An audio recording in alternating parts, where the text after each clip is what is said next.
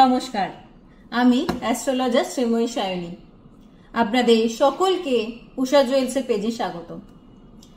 আমি আগের ভিডিওগুলোতে চেষ্টা করেছি আপনাদেরকে প্রতিটা গ্রহের সম্পর্কে কিছু ধারণা দেওয়ার, যে আমরা কোন গ্রহ থেকে কি বিচার করে থাকি।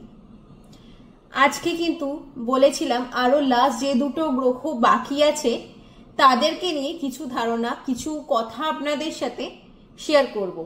সেই অনুযায়ী কিন্তু আজকে এই ভিডিওটা করা আপনাদের জন্য।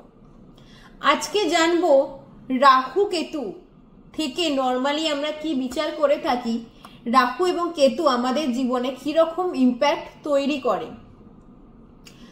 রাহু কেতু দুজনেই কিন্তু, যদি বলা যায়, আমরা দুজনে কিন্তু কম বেশি আমাদের জীবনে ফাটকার একটা প্রভাব কিন্তু দেয়। এবার বিষয়টা হচ্ছে দুজনের মধ্যে ফারাক হচ্ছে, রাহু কিন্তু যে কোনো জিনিস খুব চটজলদি দেয়, বাট কেতু একটু ধীরে সুস্থে দেয়, বাট যে কোনো জিনিসই একটু প্রমিনেন্ট দেয় রাহুর থেকে বেশি। রাহু আপনাকে ঝটপট যে কোনো জিনিস যেমন দিতেও পারে, তেমন কিন্তু খুব ঝটপট সেই জিনিসটা নিয়েও নিতে পারে। বাট কেতুর একটা মজা হচ্ছে, সেও আপনাকে ফাটকায় দিলেও সে কিন্তু যে কোনো জিনিসের প্রমিনেন্সি আপনার জীবনে খুব ভালো দেয়। আবার অন্যদিকে যদি দেখি, কারো ধরুন শারীরিক অবস্থার ক্ষেত্রে হয়তো আপনি কোনো অ্যাস্ট্রোলজারের সাথে কনসাল্ট করেছেন, তিনি আপনাকে বলেছে আপনার শরীরে যে এই রোগটি রয়েছে সেটা রাহুর জন্য বা কেতুর জন্য। যদি ধরুন আপনাকে অ্যাস্ট্রোলজার বললো যে এই আপনার জীবনে রোগটি রয়েছে রাহুর জন্য, আপনি নিশ্চিন্তে থাকুন। আপনি যদি সঠিক ট্রিটমেন্টে যান, আপনার কিন্তু সেই রোগের থেকে মুক্তিও খুব দ্রুত হবে।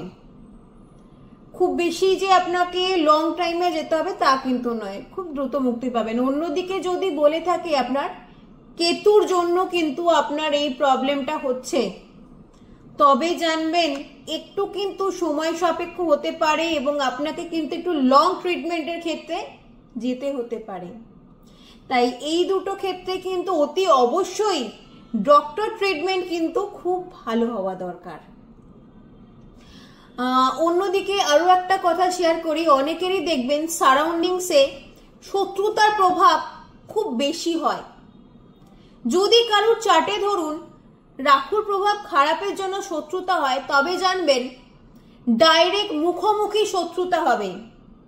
আপনার শত্রু আপনার সাথে সামনাসামনি ঝগড়া করবে, আপনার ক্ষতি করার চেষ্টা করবে, যাই হোক না কেন, বা আপনার উপর কোনো অ্যাটাক হচ্ছে ডাইরেক্ট সোজাসাপটা, সেটা কিন্তু রাহুর প্রভাব।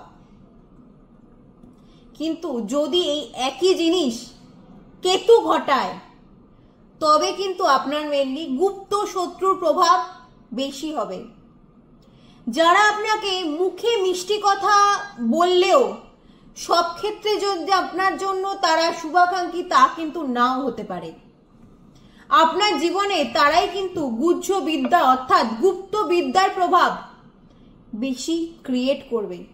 তন্ত্র দ্বারা ক্ষতির সম্ভাবনা আপনার জীবনে বেশি তৈরি হবে।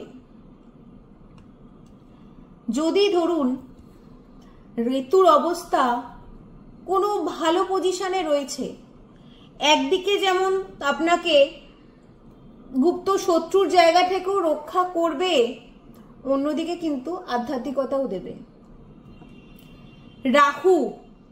রাহু কিন্তু আপনাকে ভোগ করতে শেখায়। কোনো জিনিসকে ভোগ করছেন, যে যত বেশি ভোগ করছে বা যত বেশি করে ভোগ করতে চায়, এই জিনিসটা কিন্তু বাড়ায় আকাঙ্ক্ষা। রাহু কেতু কিন্তু জীবনে আধ্যাত্মিকতা দেয়, আপনাকে আধ্যাত্মিক জীবনে উন্নতি কিন্তু দেয় কেতু।